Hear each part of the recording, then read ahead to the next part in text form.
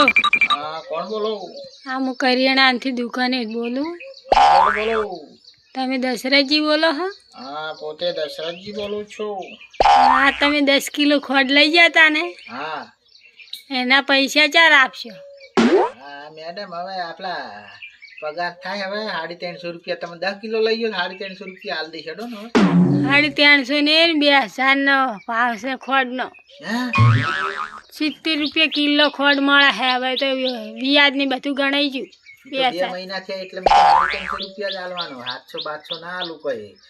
350 ને 2000 લઈને આવજો 10 કિલો ના.